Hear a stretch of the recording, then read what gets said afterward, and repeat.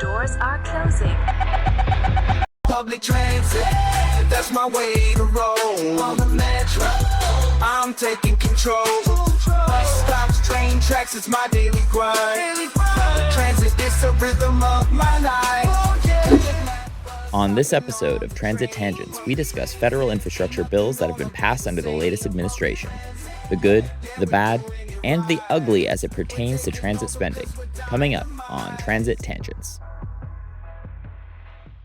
How's it going, Lewis? Things are going well. Busy week, but happy to be here working on our fifth episode, I think. Fifth episode, yeah. Transit Tangents here, so excited to get into it. Yeah. Today we're talking about infrastructure and infrastructure spending. I think that's a really sexy topic people are going to really be into. Yeah, and I mean, it's infrastructure covers a lot of the things that we like to talk about. Also some things that are like a little less relevant, but What does infrastructure mean to you personally? I mean, it's like building things, building physical things. I would say building things that are, generally speaking, like utilities for the greater good of like the whole society. I don't think like you or I could build infrastructure for, I guess you could have personal infrastructure for your homes and whatnot, but I'm thinking like big projects. Yeah. I think it was kind of like the connection of how society's put together. You know, you have roads that have to convey people or goods or messages. You have communication networks. You have public utilities. It's kind of everything that is out there to really bring society together and make society function and work. I think that, to me, that's what infrastructure means. That's such a more eloquently put way of what I said. Oh, you building big things. I don't know. And you're like, well, infrastructure is it's very nicely well put together. Well, I agree with you. I think that's a much more cohesive definition. I like to think that I'm looking at it from a higher picture of way of things, thinking. So we're talking about infrastructure. Specifically, though, for Transit Tangents, we are talking about anything that's going to be transit-related infrastructure. And as we go through our episodes, we're going to be talking a lot about trains and buses and highways, gondolas, all of the modes of transportation to get people around. And the more and more we talk about it, and we start talking about numbers and how much all of this costs, the more people are going to probably be curious about, well, how do these things actually get funded? And I think this would be a great episode to take a minute and step back from everything else we've talked about and really have a discussion about what infrastructure spending has looked like in the U.S. up to this point, and then talk about some of the more recent developments that have come up, particularly with the new administration. Yeah, absolutely. I mean, and there has been a lot passed in the last couple of years here, but let's first like look back historically at how spending has looked over time. So kind of, more recent history, if you will, back when all of the highways were built in the United States, there's a big bump in spending in the 50s and 60s. I'm sorry, I don't mean to laugh at you. I'm imagining in the post edit for this that you see us sitting on the couch and there's just like a little time wave, like the image waves, and then it's just us sitting here in like 1940s suit and hat. Oh, that would be. I'm gonna have to do that now. But yeah, I mean, we're gonna work on a prop budget. So when we have a Patreon in the future, that's gonna go towards our prop budget for those kind of. Yep. So back in the olden days when Chris and I were in our 1950s. I don't even know what they drove back then. I was about to say Model T, but that definitely wasn't the era. Yeah. Fast forward from there, but there was a big bump in infrastructure spending because that was probably like the biggest. With the exception of like the railroad that went all the way across the United States, the highway project, I mean, it was way bigger than that, way more expansive. Yeah. Essentially connecting all major cities across the United States, and not even cities at the time, a lot of small towns. There was a big need for it back then. I mean, we had, in the 1800s, we had the rail network that really connected all cities, and that's something that we will talk about more in this podcast, is how we really took away a lot of that passenger rail network with the advent of cars and the highway program that really sort of decimated a lot of the railway projects we had in the country. But there was a need for it. In the 20s and 30s, driving from coast to coast in the country was a weeks-long endeavor.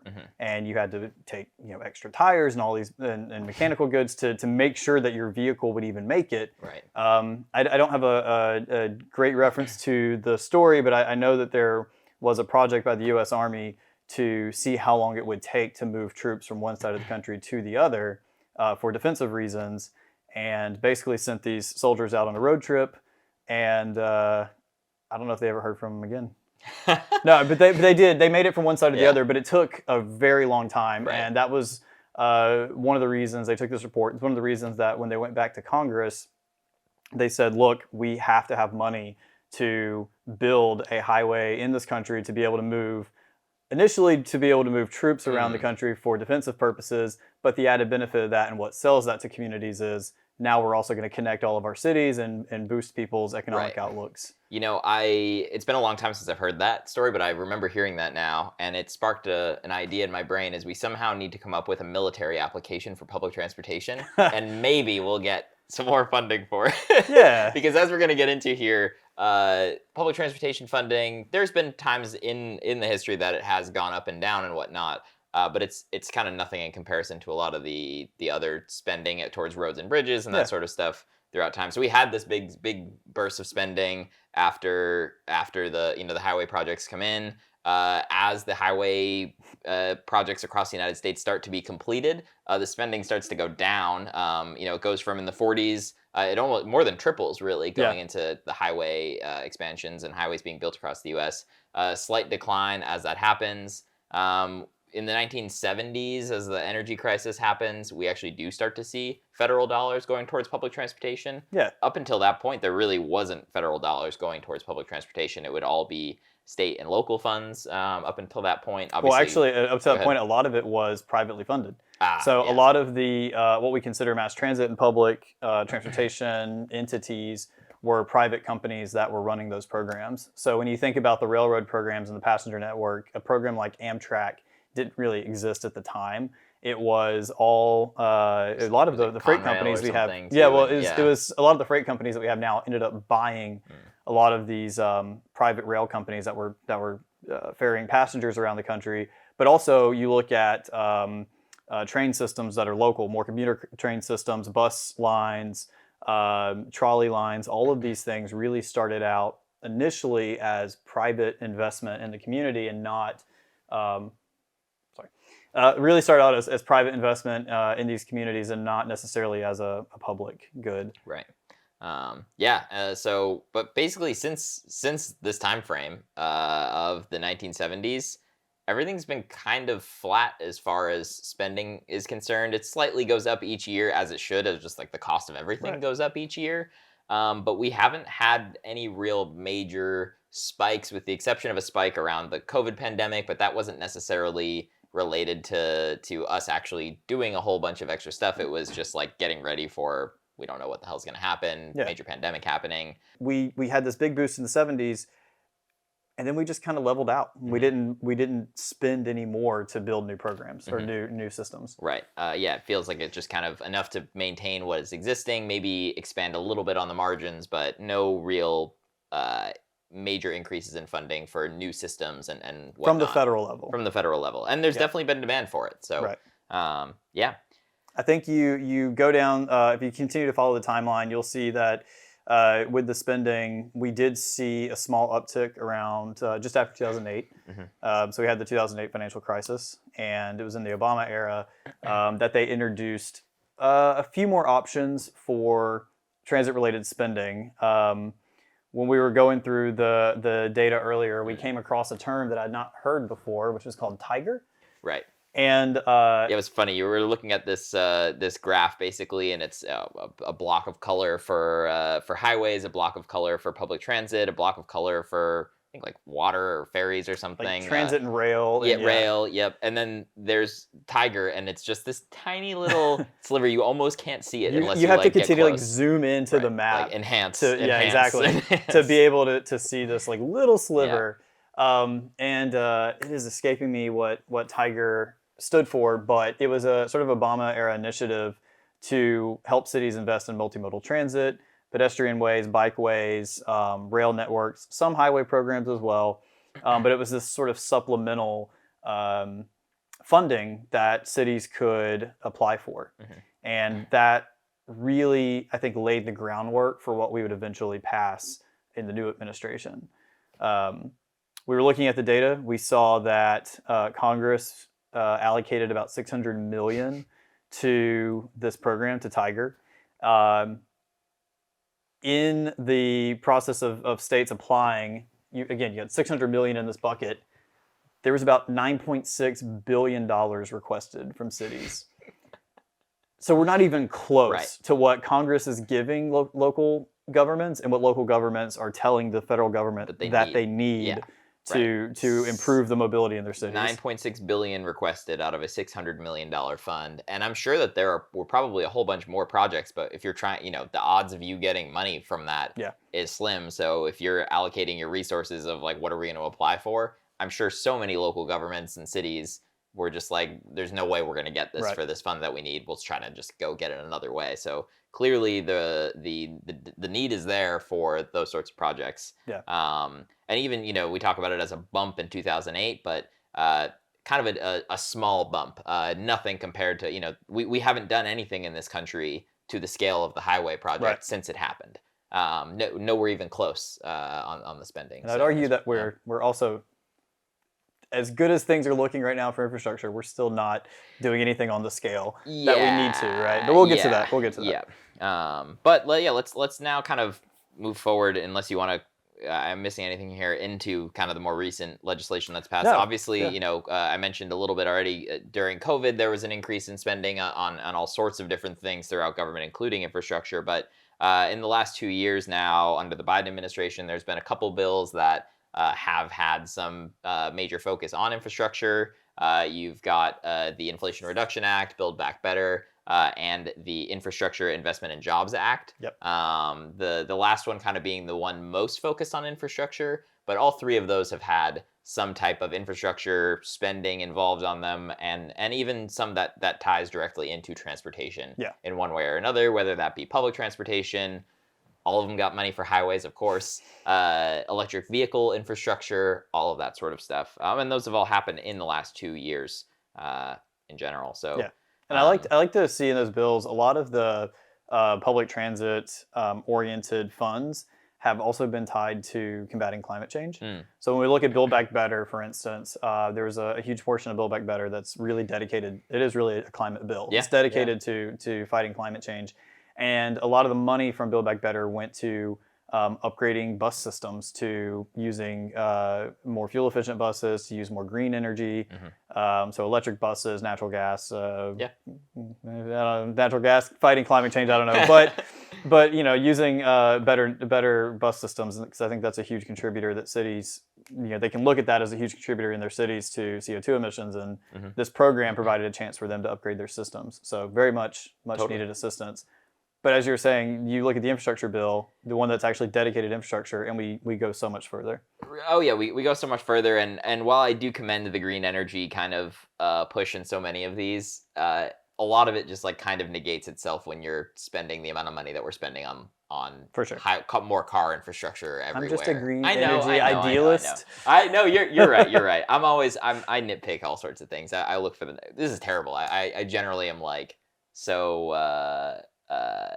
I have a negative outlook on so many things that our government does for us these days, because I've been disappointed so many times, Chris. I've been disappointed too much. But I know your stories. We can share those later. That's Transit Tangent After Hours. Yeah. We can start getting into the dark and dirty of the government. But just to give an update, we'll look specifically. I mean, these kind of vary between the different bills, but the Infrastructure and Jobs Act is the one that is kind of most focused on infrastructure. So. That bill was, what's the top line number? Remind me, 1.2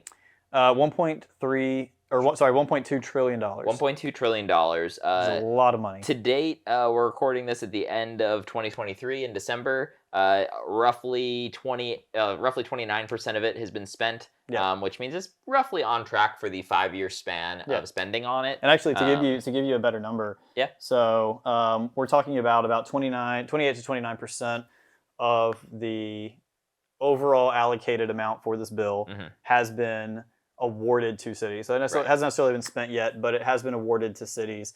And that comes out to about $347 billion. $347 billion. That is a lot of money. It is a lot of money. And when I saw that, I thought, wow, we've already spent most of this money in this bill. And then I realized how big a trillion is. And I'm like, oh, no, we have a ways to go. And it's also one of those things, we were actually just talking about this a little bit earlier, like some of the infrastructure projects that we see locally happen, when I'm riding my bike, if I see a new part of town where it's like, oh, they've redone the bike lane, there's a nice protected bike lane here. And then you see a sign that says, like, paid for by the 2016 mobility bond. And it's like, 2016, that was, years and years ago. It's not like it's going to take that long, unfortunately, in a lot of cases, to actually see this maybe be spent. Allocated is one thing, but, after it goes through freaking 9 layers of review and everything else that needs to happen, it's a whole ordeal, basically. But. Well, and you say it's kind of sort of a negative. This is your negative outlook on the government, because I kind of disagree with you. I think obviously these projects don't need to last for a generation before they get realized, but these projects don't happen overnight, and they're going to take a little while, and in that process, more jobs are going to be sustained. Yes and no. They happen overnight in other parts of the world. I mean, not overnight, but like... we're just talking about the U.S. I know, but it's just, if China can do it, why can't we do it? I think that's I think we could do things to make things go faster, but that's a conversation for another. I think we could, but I do like the idea of some of this money going to local communities, and like what you're saying with the bike lanes and the better pedestrian ways in the Austin area, for instance. Yeah. The money, the projects that we're seeing come to fruition today, we passed the money for in 2016 as a citywide referendum here in Austin. Similar to that, with this money, it's going to go into a budget, and it's going to be slowly processed and more projects built out over time. Yeah. On the local level, that is good for jobs. Totally. It keeps people in the city government employed. People who are working in infrastructure, they can go through and have a guaranteed job for a while. I agree. And I think, I agree. Explain to us right now why you're anti-job. I want to talk a little bit too on, so we roughly 29% spent. How it's spent is also interesting. So 60% of the money from the bill is decided on where it goes via a formula. Yeah. 40% of it is done via grant. The grant style is kind of similar to what you talked about under the Obama administration when they put out the Tiger money. You essentially like kind of put in a grant proposal or request to get the money. But so you had a hand motion for Tiger. Like, Tiger. Sorry, continue. But so 60-40 formula and grant. The formula money, from what we can understand, looks like it basically goes to the states. It's basically broken down by population. California was getting the most, followed by Texas was in the top couple. Yeah. So New it's York, basically Florida, Illinois. Yeah, it's all going to the big states you expect to get the most money. Yeah, yep. And it makes sense to a degree. Yeah. But the 60-40 breakdown is a little bit interesting because when you look at the money that's just sent down to the states, it seems like it's fairly no strings attached because, for example, we looked at the state of Texas where we are, and surprise, surprise, of the $28 billion that the state of Texas gets from this, almost $27 billion of the $28 billion is literally going to highways. Yeah. Again, not surprised being here that that's the case, but it's interesting when you do look at this no strings attached money that goes to the states. It allows the states to spend the money in the way that meets or matches the state government's ideals. Yeah. So what's interesting is we looked at California, we looked at Texas. I think that's a great example. Or you can look at California and Florida. Yeah. But I think that those are two good examples to see which state is leading the liberal states in the country, which state is arguably leading the conservative states in the country. And the way they're using this money is indicative of sort of the political parties and what they believe that infrastructure money should go to. Texas, as you said, it's like 90-something% of the money is going to highways, which is ridiculous, in my opinion. Even living here, we're not going to agree with the state government on that. But then you look at California, and it's 50% of the highways. Right. California has a massive highway system. Yep. They have more cities that are larger than Texan cities. Mm-hmm. They have a lot more of areas to connect, and they're spending half of the money. Yeah. Now, granted, they are getting more of the money, but only by like a percentage and a half more. And I think that makes sense. And just to tie in another state, I don't have the number right in front of me, but I looked at Massachusetts as well. Massachusetts has been spending a lot of money on public infrastructure, or public transportation. Boston is working on they've recently expanded part of the T system. They're working on doing more of that, lots of bike lanes and whatnot. And in Massachusetts, 25% of their money is actually going directly to public transit. Highways was less than 50% as well. So it does track, and I think that does make some sense. I just don't love the 60-40 number. I think that it could be tweaked a little bit differently so that the money could be going towards things that make more sense, or even put some strings attached on it that, like, you can use money for highways, but like we shouldn't be adding, making highways much wider in the middle of our downtown cities, things like that. We talked a lot about that in the Rethink 35 episode. Wider won't work. Yeah. Well, I don't know if you disagree, if you agree with that statement in some cases. I don't always agree with the statement. I'm just joking. You're anti-labor. I'm anti. I don't. What am I anti? It is interesting though to see the breakdown there. Especially, I like the grant idea though of increasing the grant money, because you could say when you're passing legislation to try to get it more bipartisan, because that's the only way you're going to be able to get anything passed in DC, unfortunately, because no one can work on anything, even if it does have a benefit. I would say like infrastructure is like the clearest thing that is going to benefit you. Even former President Trump was trying to push a $4 trillion infrastructure bill. Yeah. Obviously, he didn't get it done, but the top line on this is obviously it's almost 25% of what that was many years later. I don't know. I wonder what the breakdown would have been under the Trump administration, if it would have been a higher percentage to states for states to make those decisions. Probably. Yeah. Because I feel like one thing I really like about, and I know you want to see that there's more grant money. I agree. I think a good 50-50 split would have been great. Yeah. Maybe 40-60. Yeah. On the other way. But 50-50 would have been great. I think what the grant program does is that it kind of throws a lifeline to cities that are at odds with their state government. I think like cities like Austin or you look Atlanta, at or maybe Atlanta. There's sort of larger, more liberal cities that are typically, not all of them, but are typically going to be more public transit focused, sidewalk, bike lane, pedestrian way focused than cities like Phoenix, Arizona, or maybe slightly more conservative cities. And I'm not trying to call out Phoenix or any cities politically. There's nothing wrong either way with these cities, but it is kind of a lifeline, like for cities like Austin, which are constantly at war with the state house, and it allows the city to apply for funds to continue to build out their networks that meet their citizens' needs, even if that need is not recognized by the state government. So I do appreciate that being part of this bill. One more thing I want to point out on the grant thing as well is, then the reason I like it is the bill overall could have some at least broad themes to it, and you can kind of make sure that the money is actually being spent at least in the correct theme of what you're trying to accomplish in the bill. Yeah. So much of our legislation is just super broad. No one has any clue what's in it and whatnot. And this would help make sure things are kind of on those themes. So the theme, regardless or depending on who's passing it and what kind of negotiations you're doing, could be that X percentage is going to be focused on highways, X percentage on public transit, that sort of stuff, just so that it doesn't, not all of it just gets passed down to the states to willy-nilly do it. This is federal money. Most state infrastructure is paid for at the state and local level already. So the federal money is, generally speaking, meant to be for these big projects that need to be tackled. The highway system is a clear example of that. And the state and local governments deal with things that are more at their scale, basically. Yeah, I agree with that. I think state and local governments, because one thing I don't think we pointed out earlier is that up until this point, the majority of infrastructure spending in the country has been done on the state and local level.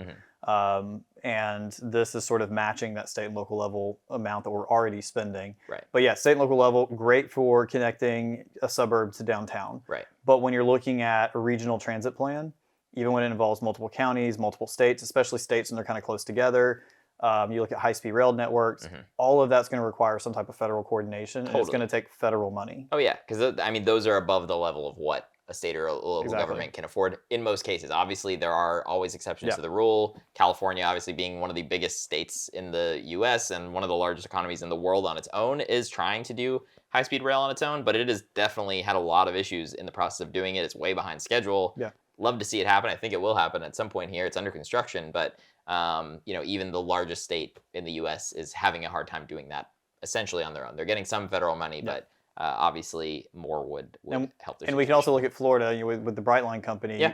How much of that is public versus private funding? And I don't know the answer to that, but that's a great topic for another episode.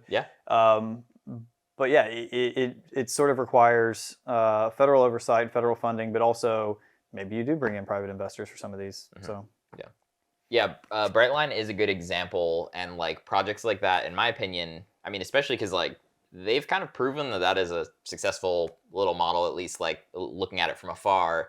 They built it fairly quickly. They had an operating line. They've already expanded that line, opened the expansion. They recently had some success in like a layer of the planning process with the LA to Vegas line. But to tie that into like themes of money to be spent, you could very easily take like a theme of saying, hey, private rail programs that could use some extra help to get them going faster. Like if that's working, like let's actually try to incentivize that a little bit. That's maybe not the initial approach that I would take, but if I'm looking at who has built a new train line faster in the United States, Amtrak or Brightline, like if I was trying to get somebody to make something expansive quickly, I'm 100% calling Brightline to do that right now over Amtrak. Unfortunately, I love Amtrak. I've ridden on it a handful of times, and every time I've done it, it's lovely.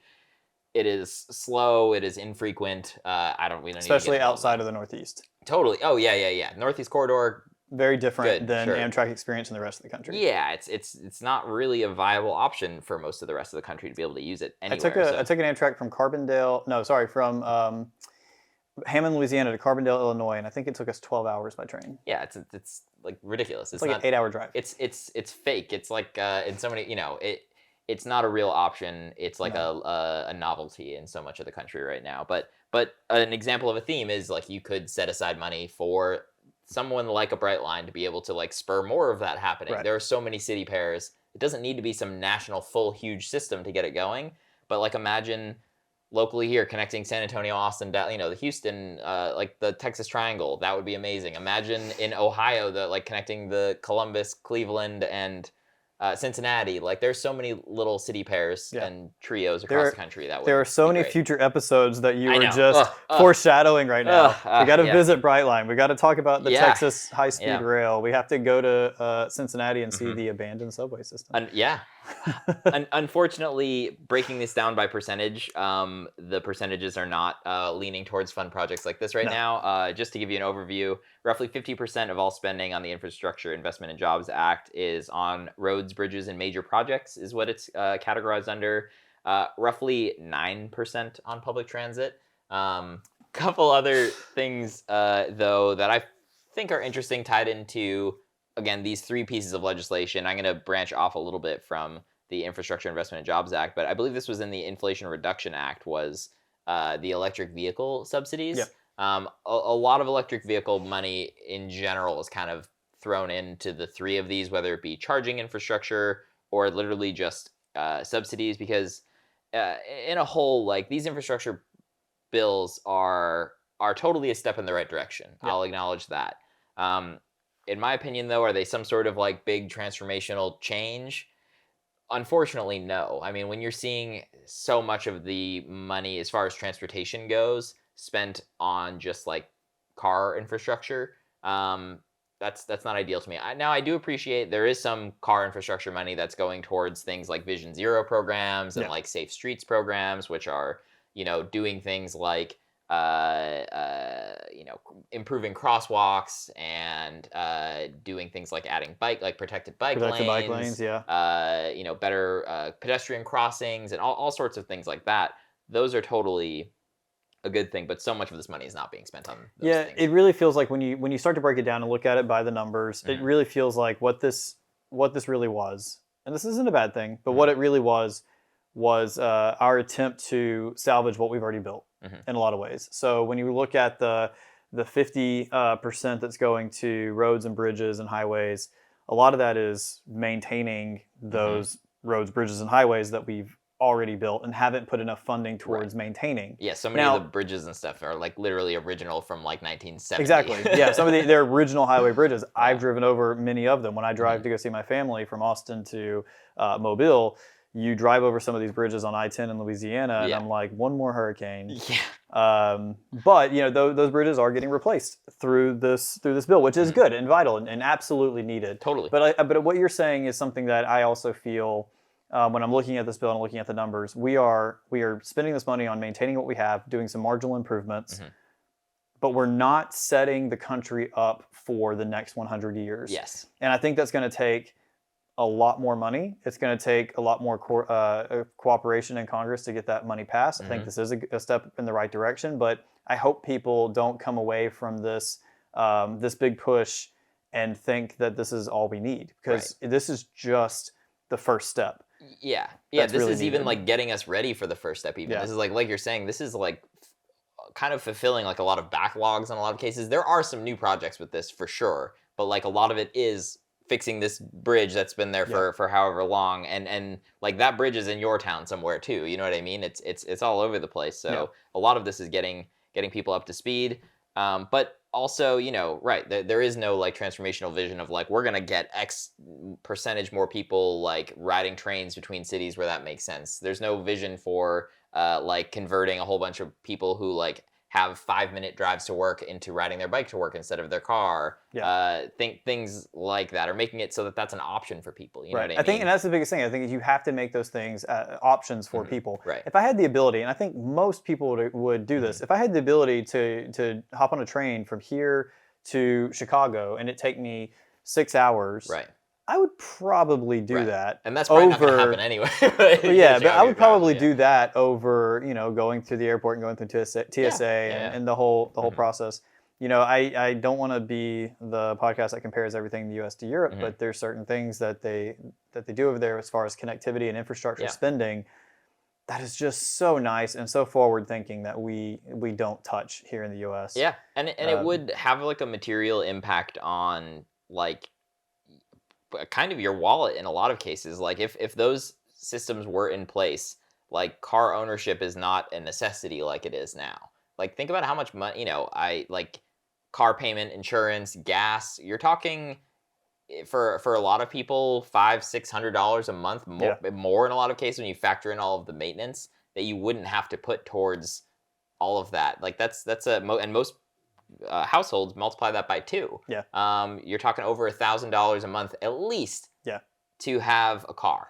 But I do want to take a second. I want to break down just what this money's going toward when we talk about this bill. So like we said, in total, 1.2 or 1.3 trillion dollars. We've spent about 346 billion with a B so far, or not so spent, but we've allocated that money to projects. Out of that, 69% is transportation. We have 17% going towards climate, energy, and the environment. So it's great that that's included. We have the 13% going toward broadband internet access, and then we have 0.17% going to other projects. So other types of projects that would fall under these categories, but that would not fall under these categories, but is still desperately needed. The one I want to call out, though, is when we look at transportation, it is interesting. We already talked about how 50% of this money is going to roads, bridges, and other major projects. Absolutely needed. We understand that. Some of it is also going to highway expansion. We talked about that in the Wider Won't Work episode with the I-35 expansion here in Austin. But it's also going to some other interesting things. After the 50%, the next largest amount or chunk of money, the next largest amount, is just under 10%, and that's going to public transit. I would bet, and I haven't dug into the numbers for specific cities in public transit, so much of that's going to the Northeast because the Northeast is so heavily dependent on public transit infrastructure. I would bet money that so much of that is going to the Northeastern corridor to maintain the older subway networks and elevated train networks that we already have.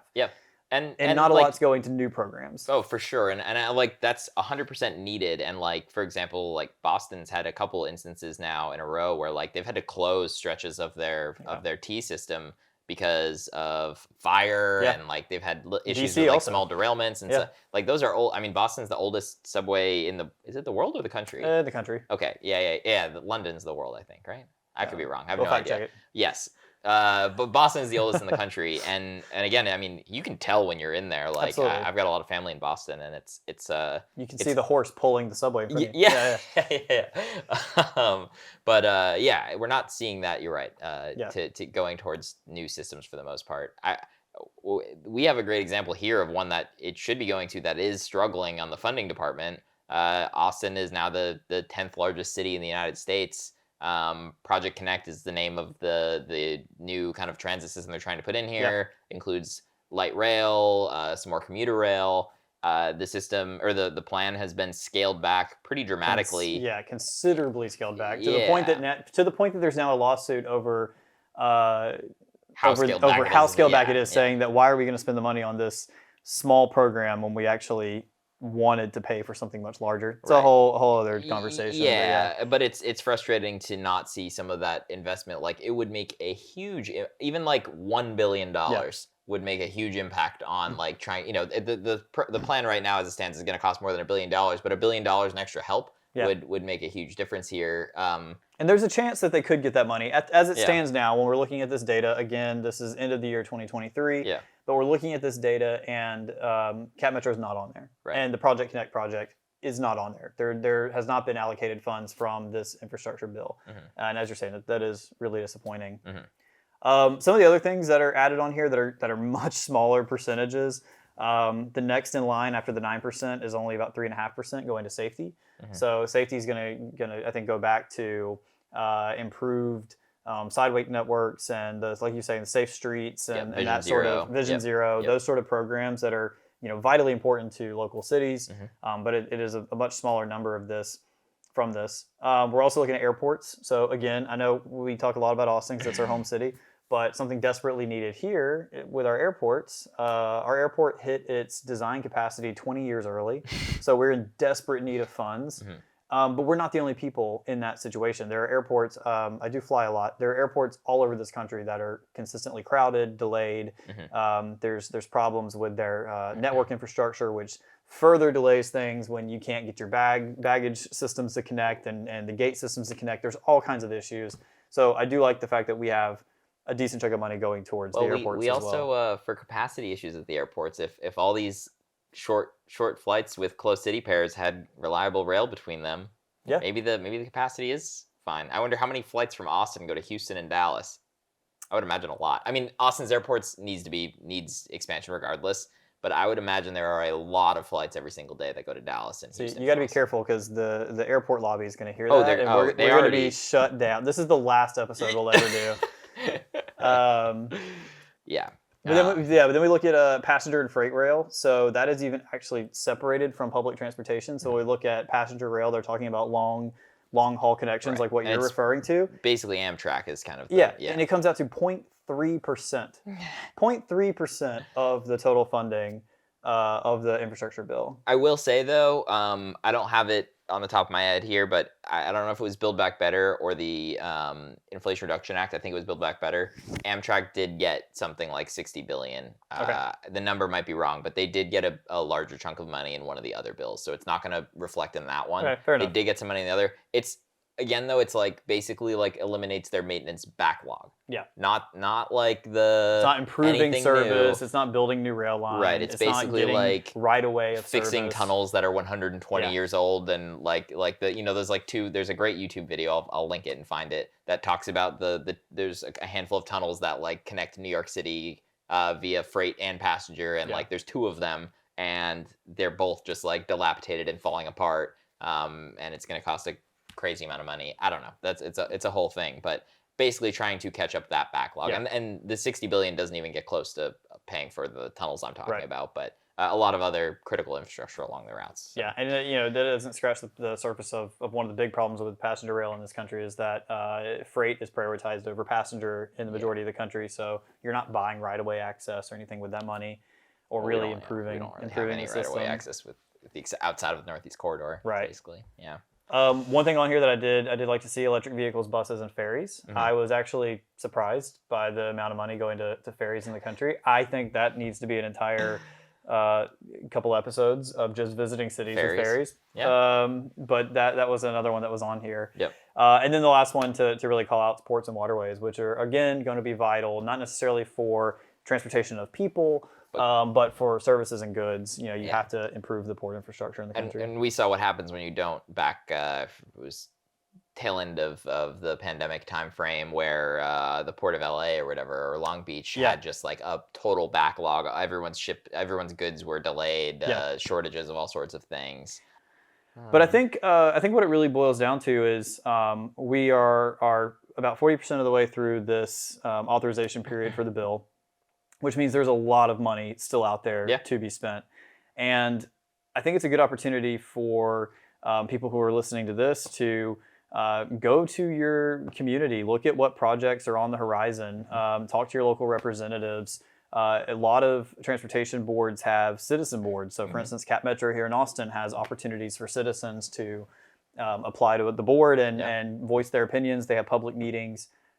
This is a prime opportunity to go to your local government and say, look, there's a lot of money out there, and I need X thing in the city. I need better bus connections. I want to see better rail transit in the city. There's all of these opportunities, or all of this money that's an opportunity for you to go to the local level and tell your local leaders, we need to request this money. We need to capitalize on this. Yeah, and I mean, they're the ones who are going to actually like listen to you in a lot of cases, like a city council member, even a state representative or something like that. Yeah. Like they're the ones who are going to, they'll answer your call. You might even be able to meet with them in person, meet with someone from their office. Point out specific projects if you can. But yeah, I mean, you mentioned too, like different boards and what. There's usually like a bicycle advisory committee, a pedestrian committee. You can be on all sorts of stuff like this, and you can help voice. And even if you don't sit on these committees, you can go and speak to them and say, hey, these are the problem areas in my town, in my city, whatever it may be. And yeah, I mean, 40% of this is available for cities to fill out grants and localities and states to apply for grants for specific projects, including things that like might be as simple as, fixing the sidewalk, near your, connecting two streets via a bike path, whatever it might be. So, money's out there. We need to capitalize on it, and we need to capitalize on it for projects that are improving our communities, not just maintaining our communities. Yeah. And I mean, if you, like me, are a little upset to see how much of it goes directly to just highways in so many cases, and again, I'm not even anti-highway. I think highways between city makes sense, but like so much of this money is going to go towards projects like the 35 expansion in downtown Austin. So much of the money is going to go towards things like that, and it's going to continue to do that if people don't say, hey, I would really like to see my tax dollars be spent on protected bike lanes, or hey, I would really like to see my tax dollars be spent on increasing the bus frequency in my city, or hey, I would love to see an intercity rail between my city and the city 2 hours from here that is, a kind of annoying drive, but it's too short to fly. Like, none of that is going to happen if You're just describing Austin, San Antonio. Yes, Austin to San Antonio. That's exactly how it is. 2 hours, too far to fly, or too short to fly. And there's just traffic and all sorts of stuff. But like it's there, but it's also so many other cities too. Across the country. So go out and say something about it. Yeah, speak something. I heard a phrase the other day, and I'd never heard this before, so I felt so far behind because everyone made fun of me for this, but I'd never heard the phrase "the squeaky wheel gets the grease." Oh yeah. So go out and be the squeaky wheels. Yeah, totally. So. No, absolutely. And there are a lot of the squeaky wheels are getting the grease right now, and that's the stuff that is getting fixed right now, literally squeaky wheels of the maintenance backlog, but also the people who are making noise right now as far as all that money going to highways and whatnot. I mean, there's all the car companies and all this. There's so much big oil and whatnot. Yeah. They want to see highway expansion so that cars are the main way of transporting stuff. Big oil fixes the squeaky wheel. Shit. All right. Yeah. I think that's a good spot to end it. So we end it there on go out and be the squeaky wheel. Yeah. Be the squeakiest wheel that you can be. Yep. And maybe you'll get some grease. All right. Until next time. Thanks for watching. I'm saving that dough. Public Transit's where it's at. Watch me